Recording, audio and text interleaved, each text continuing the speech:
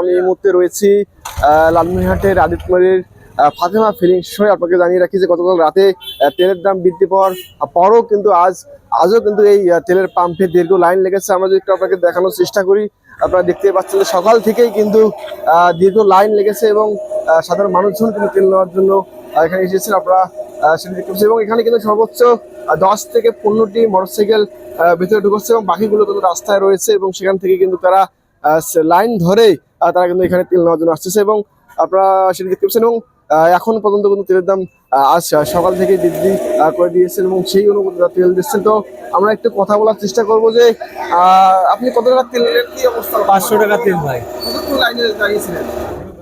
2 ঘন্টা। তেলের দাম বৃদ্ধি হওয়ার পর থেকে আপনাদের সমস্যা হচ্ছে কিনা?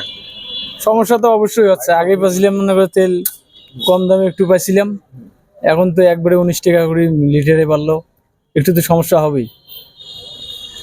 তো আপনারা যেটি শুনলেন যে সাধারণ মানুষের কাছে তারা কিন্তু দীর্ঘক্ষণ লাইনে দাঁড়িয়ে থাকার পরে কিন্তু তারা তাদের যে কাঙ্ক্ষিত তেল সেই তেল তারা নিচ্ছেন এবং এখন পর্যন্ত কিন্তু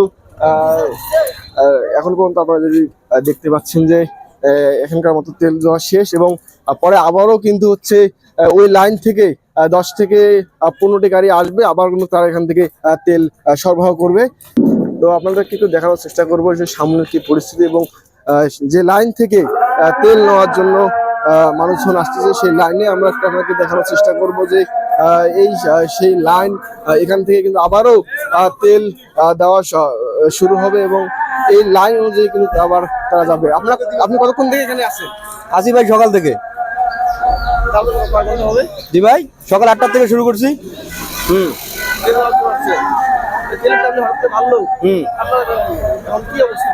দশের যা গতি আমার ওই গতি ভাই, 10-এর যা অবস্থা আমার ওই অবস্থা। সাধারণ মানুষ যেটি বলছে যে তেলের দাম বাড়ার পরেও যদি এই তেল সংকট কমে আসে এবং সাধারণ মানুষজন যদি আর হয়রানি না হয় বা সিরিয়ালে দাঁড়িয়ে থাকতে না হয়, সাধারণ মানুষ এটি তারা প্রত্যাশা করছেন। ভাইয়ের একটা বক্তব্য বলি। আপনি ওরকম দেখেছেন ভাই? হ্যাঁ, আপনি ওরকম দিকে গেলে আসেন? আমি তো 10টার সময় আসছি। কি অবস্থা বর্তমানে? এই যে এরকম যেটা দেখতেছেন তাই। আগের মতো আসলে তেলের দাম বাড়ার পরও হ্যাঁ, আমরা চাই যে তেলের দাম 150 হোক, তা যাতে এই দুর্ভোগ যাতে না থাকে। কারণ আমরা এখানে ভিক্ষা চাইতে আসি নাই, সরকার আমাদের ভিক্ষা দেয় না। আমরা যদি 1.5 লাখ টাকা দিয়ে গাড়ি কিনতে পারছি তো 150 টাকা দিয়ে তেলও কিনতে পারবো। কিন্তু আমাদের কথা যাতে এটা দুর্ভোগ হয় না। আমরা খেটে খাওয়া মানে একটা মানুষের মূল্য 700 টাকা, তা আমরা দিন নষ্ট করে আসবো 300 টাকা তেলের জন্য। এই ছিল লালমনিরহাট থেকে সর্বশেষ খবর।